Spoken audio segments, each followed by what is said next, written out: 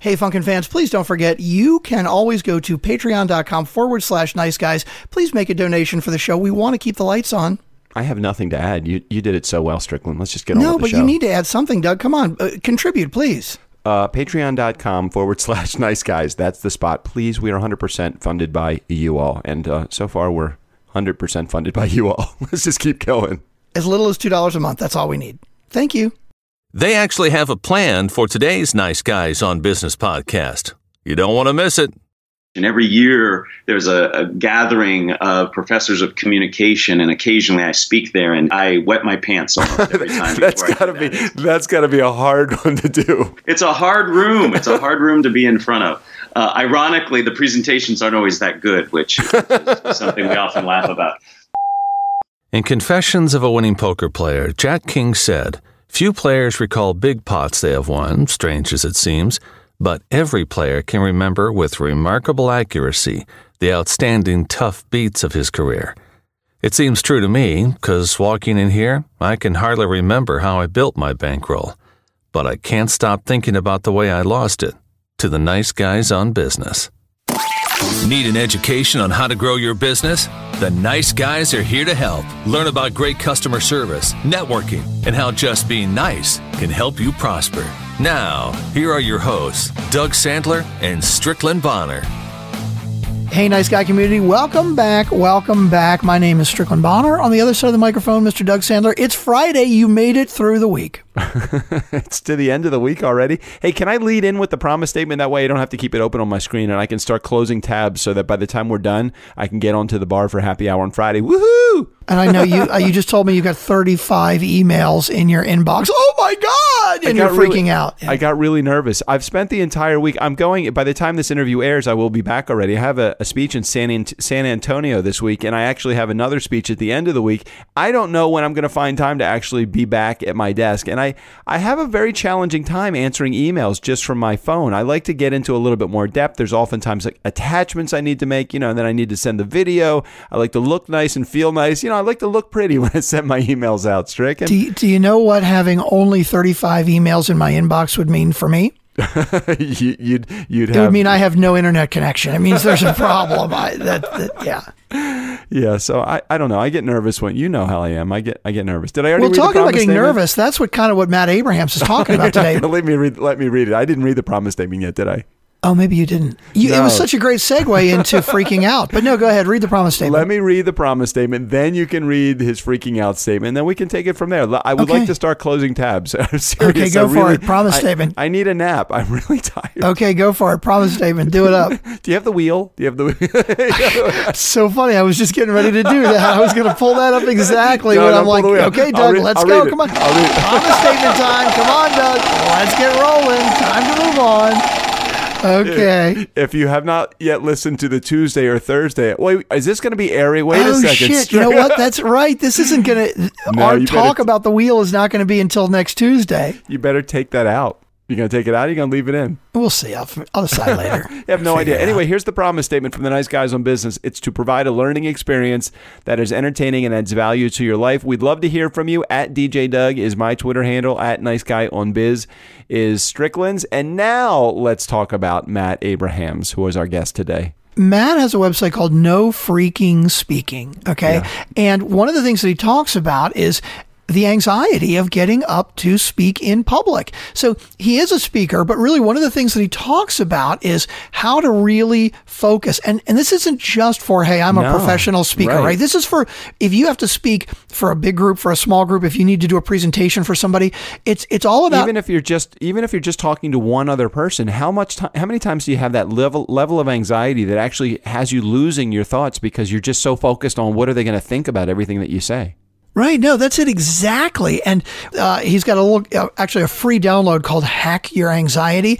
And he tries to help get to the core of what it is that is making you anxious. And we all have it. I mean, like, I don't get anxious speaking in front of people or singing in front of a group, but there are specific situations where I might. Like, not necessarily because it's like, oh my God, it's so many people, but if there's a topic that I'm not as clear on or I'm not as sure about, even if I'm talking to a small group, I'm going to get anxiety. And his techniques help you hack into that and figure out what the specific cause of your anxiety is to help you get over it. He's got a book called Speaking Up Without Freaking Out, and it's appropriately titled. Very good book. Actually, I've read a portion of the book already. I wish I had enough time in the day to read all of the books that I get from people that are on the show.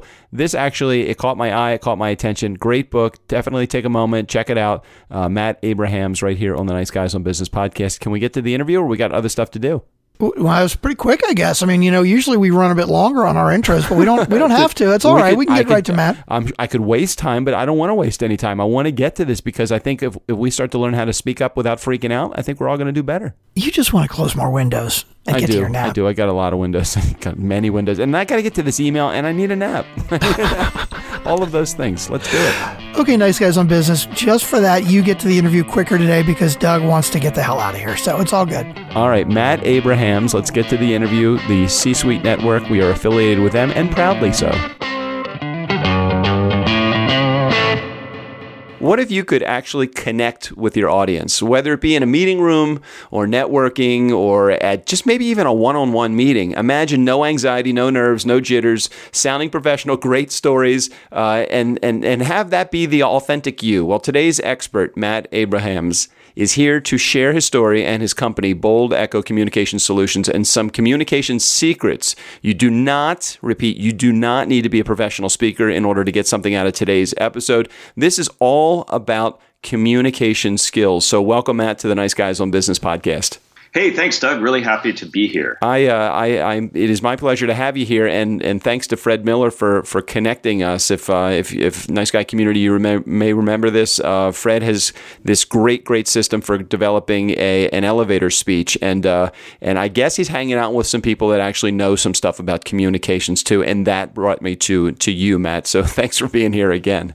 Happy to be here, and Frank's a great guy, and I really like his methodology. So help me for a second. Let's start here, because isn't talking in front of others just like a nerve-wracking thing? I mean, does it have to be this way? I mean, I know it doesn't have to be this way, but why is it that we get so freaking nervous about just having conversations with people? It's a great question, and there's a lot of debate about why we actually have this anxiety. The reality is it exists. I think it's because we feel that we're being evaluated. We have goals that we're trying to achieve, and we're worried about the consequences of not achieving those goals. And we get into our head all about those things, and then it becomes something that we just physiologically respond to. And for many people, it can be incredibly nerve-wracking to speak in front of a large group or even one-to-one. It can be really challenging. And I remember just the first few interviews that I had. And there goes that word. Every time I say the word I'm like, oh crap, Frank, Matt's going to be really pissed at me. All right, I got the counter going. Here we go. No, don't have the counter going. If you have the counter going, you want to listen back to the last 350 some episodes, and you will see a total shit show when it comes to how many ums that I say and blah blah blahs. So here's what oftentimes happens. When I originally started doing the podcast interviews, I was so focused on the next thing that I was about to say that I forgot to listen to the answer that the person that I was talking to was giving me, which led me to feeling very anxious about, oh gosh, am I going to have enough time? Is this interview going to go long enough? All of those things, I call it the mental gymnastics that we put ourselves through. And Russia, by the way, scored me a 10, so I'm all good with that. But is that what we all do, or is that part of the process that you help people to overcome? Lots of people do lots of different things when it comes to getting nervous, but what you've described is very common. People are so focused on the future that they're not in the present moment, they're not connecting, they're not listening, and then they miss out on an opportunity. If you're living in the future, it's very hard to see what's happening right in front of you. And those mental gymnastics, as you're talking about, can be honed and trained so that they can help you. There's some things you can do in terms of future thinking that can help you, while at the same time reducing those gymnastic activities that distract you from paying attention to what's going on in the moment.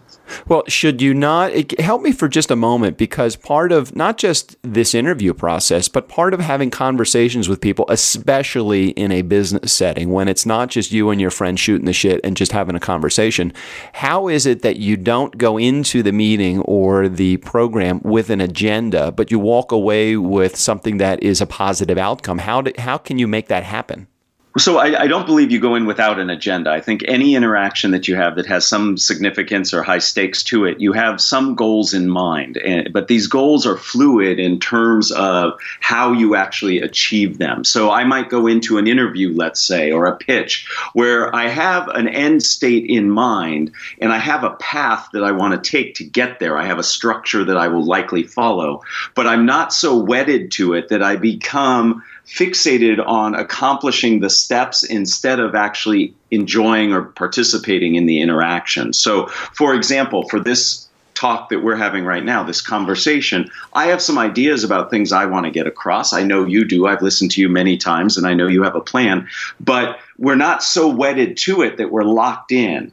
If we allow ourselves some flexibility in the opportunity to respond in the moment, we're more likely to achieve our goal, we're more likely to enjoy the interaction, and we're more likely to learn and benefit from the mutual exchange. Let me go back to something you just said a moment ago about having a plan. Just so you know, there's no fucking way I ever have a plan on any. I might have a really broad brushstroke of where I'm going, but I have no idea. Am I going there in a Cadillac, or is today going to be the Volkswagen that's going to get me there? Yeah, but you have a point B to your point A, and that's what I'm talking about, that as you start, you know that we're going to talk about communication. You know that we're going to talk about skills to help people be confident and connected when they're speaking, and that's the directionality I'm talking about. It doesn't have to be a roadmap that has every pit stop on the way. Yeah, I think I get more nervous when I think that I remember having, this is probably well over a year ago, we had Arianna Huffington on the show, and I was so scared before the microphone open, because especially when you have someone that is what you think is of celebrity status, even though we know that they're just people and they put their pants on one leg at a time. I got so nervous that I had my 10 questions, and I know I forgot to listen to the answers that she was, and before you knew it, the interview was over, and I'm like, oh shit, did I even do what I wanted to do? And I think oftentimes, let's bring it back to today, oftentimes what'll happen is we go at something with so much structure that part of the anxiety that is created is because you feel like, I got to be able to get to all 10 of these questions, and I got to be able to get this agenda across. And even though you may not call it an agenda, how do you avoid that? Because I know you have some really interesting hacks, but how do you really avoid that? Is it a process, a plan? Is there a structure? What is it that you have to put in place? So it's all of those things, I think. So to me, in any important communication activity, you need to define your goal. What is it I'm trying to achieve? And to me, there are three parts to that kind of communication goal. The first is, what at the end of this, what do I want people to know? Second, what is it I want them to feel? How do I want them to feel about the interaction and where I'm trying to take them? And then what do I want them to do? So it's the know, feel, and do. I have that as my magnetic north. That's what everything I'm going to be talking about is going to drive towards. How I get there, I'm not exactly sure, because I have to respond to what's in the moment. Mm-hmm. But I leverage some structure along the way. I don't just talk randomly and blurt things out. There's a structure that helps me achieve my goal, but the structure is not so rigid that I feel I have to hit every note, hit every letter. Instead, it allows me some flexibility, and because I have a structure and a goal, that allows me to be much more relaxed, because I know that there's a method and a process that's going to take me from point A to point B. Well, what you say, it's so funny, because as you're talking, I'm thinking, I'm trying to divide these components that you have into my brain, and I keep saying to myself, okay, on the left side, there's this conversations that's going on the right side. I'm trying to keep these. Do I know it? Do I feel it? Do I like? And it's almost like, unless you practice this over and over and over again, it's almost like anything else that you do. The better you are, the more you practice it, the better you're going to get at. Is that right? You are absolutely right. The only way to become a better communicator, and I've been doing this for decades, both in the classroom and in the corporate world, is Through repetition, reflection, and feedback. Those are the only three ways to get better at communication. You got to give yourself the reps, just like any sport you do. You have to take a moment or two to reflect on what worked, what didn't work, and you got to get feedback from other people. That's how we get better. So you're exactly right. Those are the tools that we need to use. And I find that, interestingly enough, the less you use it, let's look at the opposite, the less you use it, the more of a disconnect that occurs, and then you start to go on this downward spiral, and you will start avoiding more communication with others, and that leads to just you being much worse at it. That's exactly right. I mean, all of a sudden you become much more conscious of what you're doing. Because of that, you get more nervous, and then you just try to avoid it altogether. And then you miss out on potential opportunities that you have before you. Help me for a moment. So how did you get into this? Have you always been this easygoing and relaxed? Because it really does come across when you are able to master the things that you've been doing for the last couple of decades. You have a I guess I look at it and I think, gosh, this guy's really relaxed. Is there anything that kind of sets you off? So I still do get nervous in certain situations. When I'm not running my consulting practice with my business partner, I am an academic, I teach, and every year there's a gathering of professors of communication, and occasionally I speak there, and I wet my pants almost every time. That's got to be a hard one to do. It's a hard room. It's a hard room to be in front of. Ironically, the presentations aren't always that good, which is something we often laugh about. But I got into this, very few people I know have had a singular event that have put them on a course for their life. But I can give you the date and time where my interest in this happened. I was a freshman in high school. I was mandated by my English teacher to attend a speech contest. I didn't even know these things existed. I went, I gave a speech. My speech happened to be on karate. It was something I was interested in at the time. I was so nervous. There were parents in the room. The girl I liked was in the room. Oh, dear. My friends were in the room. You can see this building up. I forgot to put on my special karate pants, the ones that have the expanded groin area, because I started with a karate kid. You can see where this is going. Yeah. I ripped my pants in the first 10 seconds of a 10-minute talk. I was so embarrassed. I was so nervous leading up to it, and after that happened, I was literally exposed and emotionally exposed.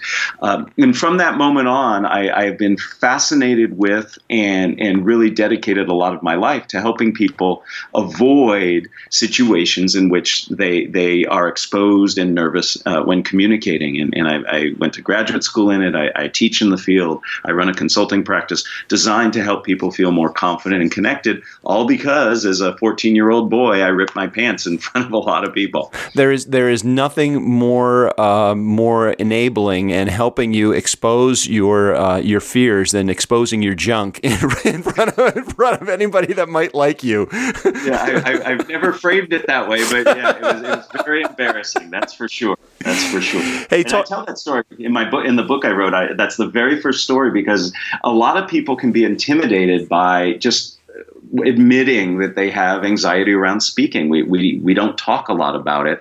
And I wanted to share with people that somebody who does this for a living started out and still is nervous at times. I've made a complete living from being the more genuine that you are, the more relatable that you are, the more vulnerable that you are.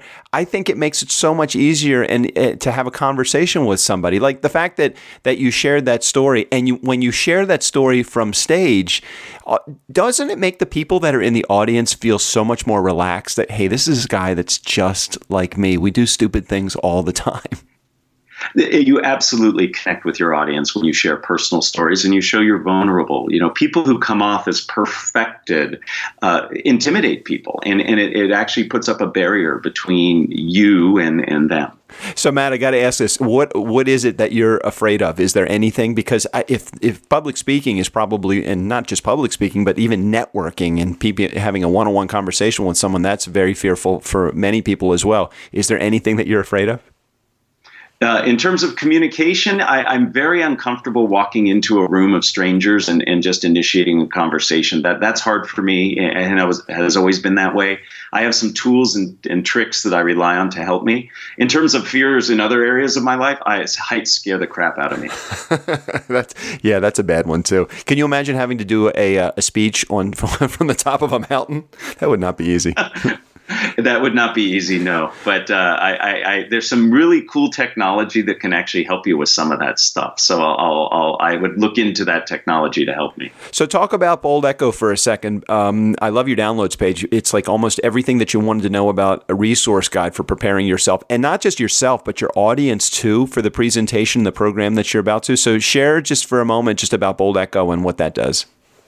So Bold Echo, my business partner and I founded the company several years ago. We help companies get ready to present, be it individual executives who are doing big keynote presentations like TED Talks or speaking at South by Southwest, to working with individual entrepreneurs who have wonderful ideas and just need a little help clearly communicating them. We also work with individuals who are presenting in conferences and on panels. The whole goal is to help people feel more confident, more connected, and more compelling when they present. And we do this individually as well as through group workshops, and have had tremendous success helping people feel better about their communication. Help me for a second. I want to share a tool, a tip, and a trick that might work for you. I know that you're the master you have some amazing hacks. You have, I think it's like 9 hacks for presenting. But I want to spend a couple of moments just talking about some other things. Talk about a tool that you use, maybe a technology tool that has worked real well for you or those that you know that you can share, because action is definitely the way to success for my Nice Guy community. So share maybe a tool that you're using or that you know of that would work for them. I'm going to share two tools. One is a tool called virtual speech. I think this is the coolest thing ever. It's a virtual reality app. You go, you buy Google Cardboard, it costs you $10, and you download this app for free. It allows you to see an audience in front of you. So when you practice, and by the way, practice is incredibly important. Thinking it is not good enough. I don't know about you, Doug. I am incredibly eloquent in my mind. When I open up my mouth, I am not so lucky. What this app gives you is it gives you an audience. You can select big auditorium. You could pick an individual interview. Gives you an audience. You actually practice your presentation while you see the audience. And what's super cool is you can actually upload slides. So you can turn around behind you in a virtual reality space and see your slides behind you. So it's a wonderful way to desensitize yourself when you're anxious by seeing an audience that is completely low stakes. So I love that tool, and it's cool shit. The other tool that works really well, as you mentioned, many people have disfluencies. I call it verbal graffiti, the ums, the likes, the you knows. Mm-hmm. There's a wonderful tool called My Voice Vibes. If you go to myvoicevibes.com, you upload an audio file, and it gives you some information about your disfluencies, your vocal intonation, your speaking power in terms of your voice. Really useful tool for working on your voice. So those are 2 tools I recommend my students use all the time, and they're very helpful. What was the first one was called virtual what? Virtual speech. Speech. Okay, great. I'm putting that in the show notes as well. How about a tip, an action item, something that they can put in place today that will help them go down the right path to success when it comes to presenting or communicating?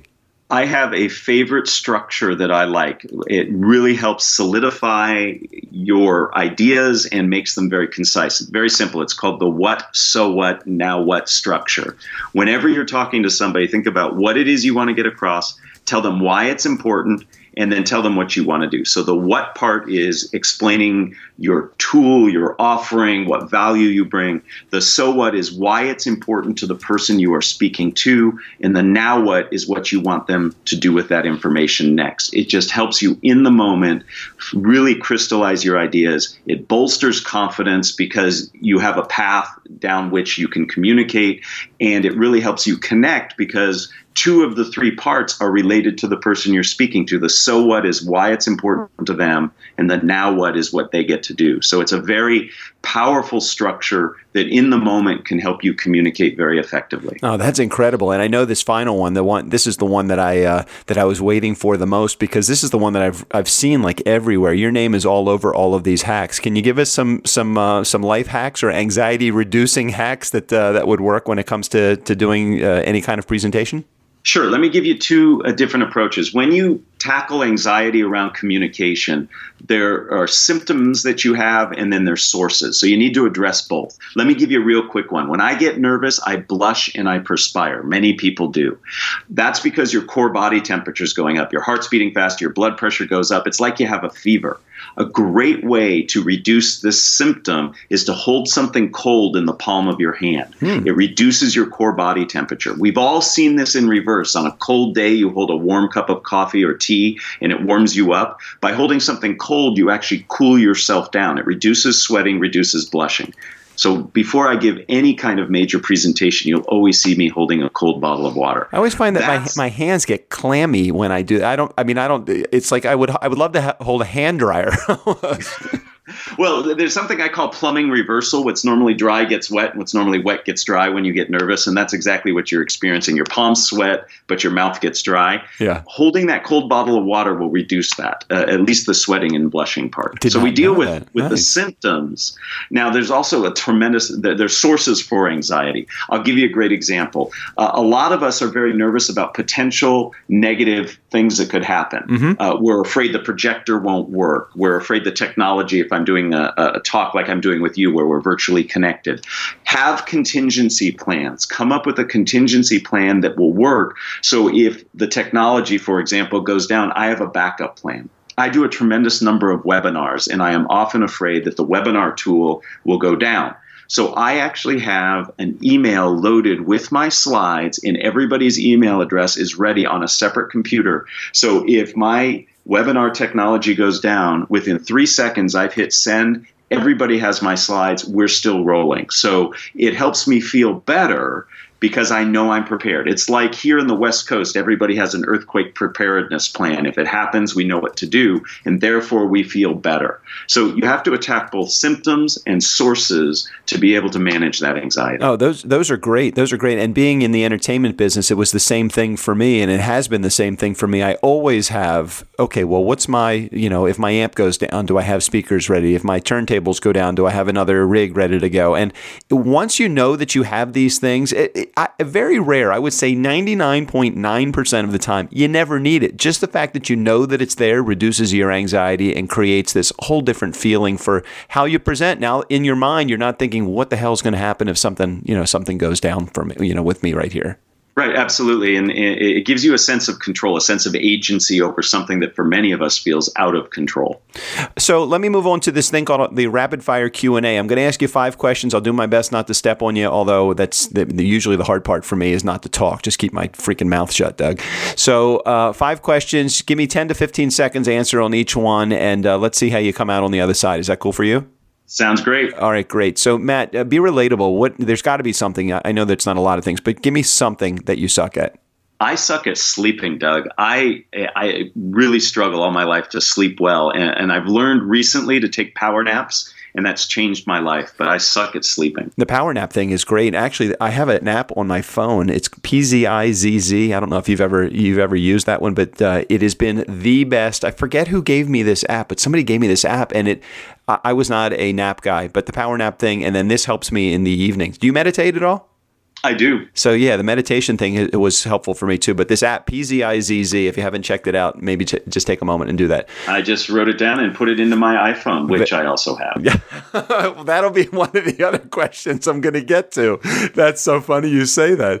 Yeah. So Beach, yeah, I know you listen to the show. So now that you've given that away, I have an iPhone. Be transparent. How did you pay your bills when you first got going? So when Bold Echo started, I was still teaching, and I still do teach. So I took the wimpy safe way out. I had a job, and then I started the consulting practice while still doing the teaching. Now, the side hustle is always a great thing. In order to really, really take the pressure off of yourself, that's a great way to do it. Nicely done. Be confident. What do you do as an entrepreneur that's as good as it gets? I have a feeling I know the answer to this one. I really think what we do is we help people become more confident, compelling in their communication, and it allows people to share their voices and ideas, and I think we do it very well. Nice. And be humble. What experts or what kind of experts do you need to call upon to make shit happen when it's just not going down? I am so fortunate to have a support network that can really, really help me. Everything from my wife and my dear friends that I've had forever to colleagues, both academic and professional, who all come together and we help each other. It's really nice to have a collaborative environment. And most folks who study communication by their very nature are collaborative. So it's just fun and empowering to be in a group like that. That's great. And Fred Miller was 100% correct. You're an excellent communicator, but you're also just a good guy. So, no, thank you. Thank you. I appreciate that, as are you. Thanks, Matt. So, Matt, if our audience wants to get in touch with you to get more information about the stuff that you do and get a hold of you to buy all of the stuff that you present to the world, how can they do that? So first and foremost, if people are interested in coaching or know people interested in coaching, Bold Echo is a great place to go, boldecho.com. I've written a book called Speaking Up Without Freaking Out. It's got techniques to help you be a more confident and compelling presenter. It's available on Amazon. Again, Speaking Up Without Freaking Out. And then I have a website related to the book called nofreakingspeaking.com. And the whole goal there is to give people the tools they need to get through those presentations or communication situations they find challenging. So Nice Guy Community will put all of Matt's information right in the show notes and how to get a hold of his book and how to get in touch with his company as well. So you just answered this question, but I got to go back to it at all. So what do you find so compelling about the question about do you have an iPhone or something inferior? Is there something do you like that question, or is that a question we should strike from our agenda? I love the question because it helps people because it's a yes or no answer, and second, it gives people an opportunity to share something that's very personal. Our phones are so personal to us, and well, what we know from research and practical experience is personal stories really connect people to each other. Agreed. So speaking of personal stories, go to your texting app on your phone. Do you have your phone anywhere near you? I of course. Okay, great. Go to your phone, go to the texting app. What's the last text message you either sent or received? So my business partner and I have a really big session that we're doing tomorrow with a Fortune 100 company, and it's a bunch of logistical stuff in terms of what time to arrive, what to wear, all of that. Wow. Okay. And go to your photo app. Tell me what the last thing you took a picture of.